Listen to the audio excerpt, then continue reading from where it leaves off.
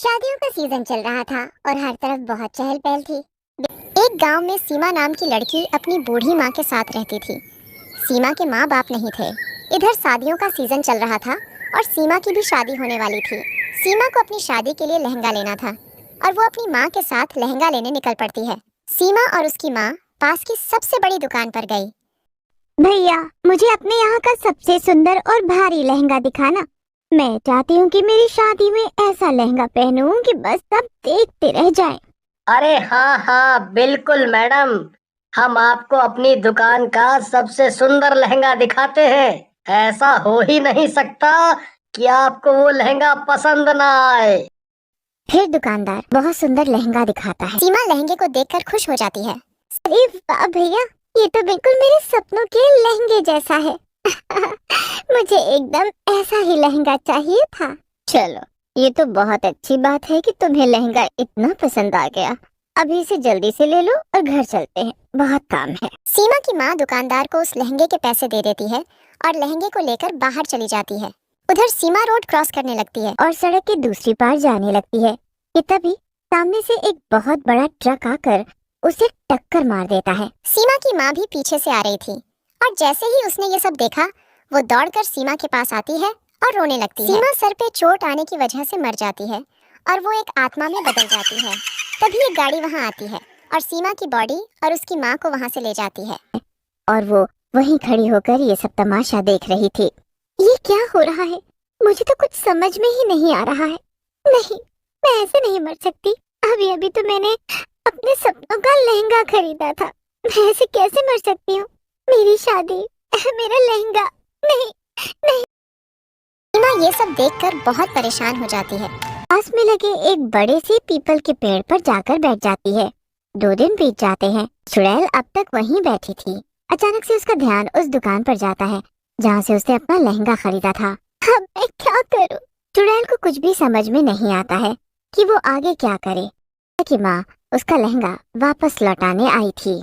अरे नहीं, ये क्या? माँ तो मेरा लहंगा वापस लौटा रही है। अब मैं क्या करूँ? ऐसे तो दुकानदार उस लहंगे को फिर किसी और को बेच देगा। नहीं नहीं, मैं अपना लहंगा किसी और के पास नहीं जाने दूंगी। वो सिर्फ मेरा लहंगा है और उसे सिर्फ मैं ही पहनूंगी। चुड़ैल मन ही मन में ठान लेती है कि वो अपने लहंगे को किसी और की नहीं होने देगी और वो हर हाल में अपने लहंगे को वापस पाकर ही रहेगी। जब चुड़ैल की माँ वहाँ से चली जाती है, तब चुड़ैल दुकान के अंदर जाती है। चुड़ैल को दुकान में आता देखकर सभी लोग डर जाते हैं। मुझे बस मेरा लहंगा चाहिए और कुछ भी नहीं। दुकानदार चुड़ैल की बात सुनकर हैरान हो जाता है। वो चुड़ैल से डरते डरते पूछता है, लहंगा? कौन सा लहंगा? वही लहंगा जो अभी अभी मेरी माँ वापस करके गई है। वो सिर्फ मेरा लहंगा है और वो मैं तुम्हें किसी और को नहीं बेचने दूंगी। ओह, अब मैं समझा। तुम शायद उसी लड़की की आत्मा हो जिसकी 2 दिन पहले एक्सीडेंट में मौत हो गई थी।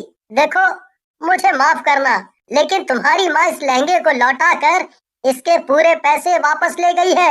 मैं अब तुम्हें ये नहीं दे सकता हूँ। नहीं, मुझे मेरा लहंगा वापस चाहिए। मैं कुछ भी सुनना नहीं चाहती। देखो, मैं तुम्हें अभी अच्छे से समझा रहा हूँ, चुपचाप यहाँ से चली जाओ। अगर मुझे गुस्सा आ गया तो मैं अभी किसी बाबा या तांत्रिक को बुलाकर तुम्हें एक बोतल में बंद करवा दूंगा। ये सुनकर चुड़ैल थोड़ा डर जाती है। वो दुकान से चुपचाप बाहर निकल जाती है। लेकिन अब चुड़ैल उस दुकान पर पूरी तरह नजर रखने लगी थी, क्योंकि उसने हार नहीं मानी थी। और एक दिन उसने देखा कि एक लड़की उसी का लहंगा खरीदकर दुकान से बाहर आ रही है। ये देखते ही चुड़ैल गुस्से से आग बबूला हो गई। इस लड़की की इतनी हिम्मत कि ये मेरा लहंगा पहनेगी।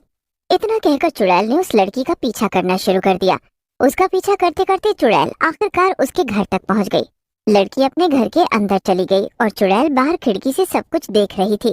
आओ राधा, कैसी रही तुम्हारी शॉपिंग? क्या तुम्हें अपनी पसंद का लहंगा मिल गया? हाँ हाँ माँ, अरे मुझे तो मेरी पसंद से भी बहुत अच्छा लहंगा मिल गया है आज। मैं सच में बहुत खुश हूँ। जब मैं इसे पहन कर आऊंगी ना, तो देखना सब मुझे।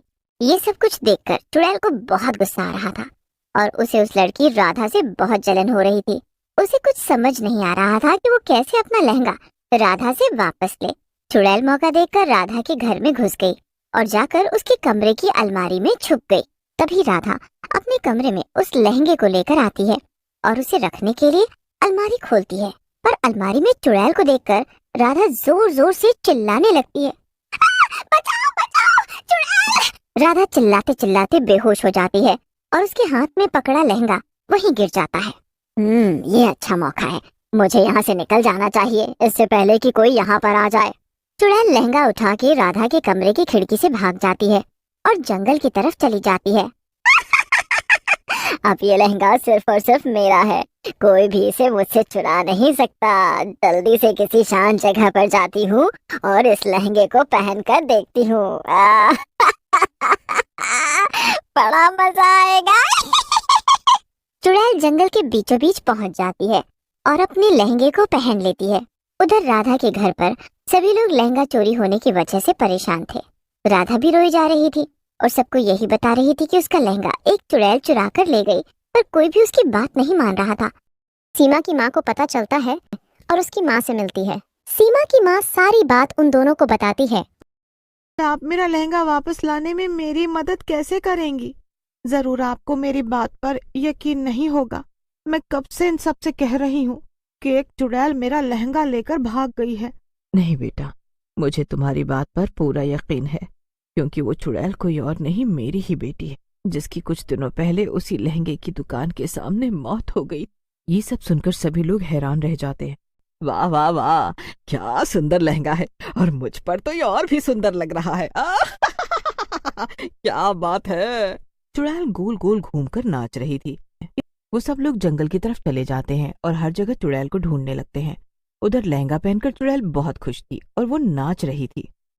अरे माँ, तुम? कोई बात नहीं, अच्छा हुआ तुम यहाँ आ गई। देखो ना मैं कितनी सुंदर लग रही हूँ। भले ही मेरा सपना सच नहीं हो पाया शादी का, पर देखो ना माँ, ये सपनों का लहंगा मेरे पास है। मैं इसे पहनकर कितनी सुंदर लग रही हूँ। लहंगा तेरा नहीं है, ये किसी और का लहंगा है जो कि तूने चुराया है। अगर ये तूने उसे वापस नहीं किया तो उसकी शादी रुक जाएगी। माँ, तुम मेरी तरफ हो या उस लड़की की तरफ? तुम मेरी माँ हो और ये लहंगा सिर्फ मेरा है। मैं उस लड़की को मार दूंगी। अगर तू नहीं रुकी तो मैं इस लहंगे के साथ साथ तुझे भी जला दूंगी, समझी? तू किसी मासूम की जिंदगी इस तरह से बर्बाद नहीं कर सकती। नहीं, ये नहीं हो सकता। ये सिर्फ मेरा लहंगा है। मैं इसे लेकर यहाँ से भाग जाऊंगी और फिर कभी यहाँ नहीं आऊंगी। अगर ये लहंगा मेरा नहीं हो सकता तो किसी और का भी नहीं होगा। इतना कहकर चुड़ैल एक पेड़ के ऊपर कूद जाती है और वहीं पर बैठ जाती है। पर तभी वहां पर वो दुकानदार आ जाता है जहां से उन लोगों ने वो लहंगा लिया था। रुक जाओ, ये देखो मेरे पास क्या है। ये लो चुड़ैल, ये लहंगा जो मेरे हाथ में है ये उससे भी ज्यादा खूबसूरत है। इसको पहनने पर तुम और ज्यादा खूबसूरत लगोगी। हाँ। चुड़ैल ये सुनकर पेड़ से नीचे कूद कर आती है और दुकानदार का लाया लहंगा देखने लगती है। अरे वाह, ये तो बेहद बहुत खूबसूरत है। इससे ज्यादा खूबसूरत लहंगा तो आज तक मैंने नहीं देखा।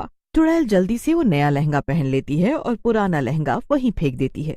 पर जैसे ही चुड़ैल वो लहंगा पहनती है उसका शरीर जलने लग जाता है। आ, आ, आ, ये तो जल रहा है। अरे इसमें क्या है? क्या है इसमें? थोड़ी ही देर में चुड़ैल जलकर राख हो जाती है। इससे चुड़ैल हमेशा के लिए गायब हो जाती है। मैंने ही उस दुकानदार से ऐसा लहंगा मंगवाया था जिसमें बाबा की भभूत लगी हुई थी। इससे मेरी बेटी की आत्मा को हमेशा के लिए आज मुक्ति मिल गई और तुम्हें तुम्हारा लहंगा वापस मिल गया। मैं भी आपकी बेटी हूँ, मेरी शादी है, आप मेरी शादी में जरूर आइएगा। ये सब सुनकर सीमा की माँ थोड़ी खुश हो जाती है और सब लोग मिलकर अपने घर चले जाते हैं।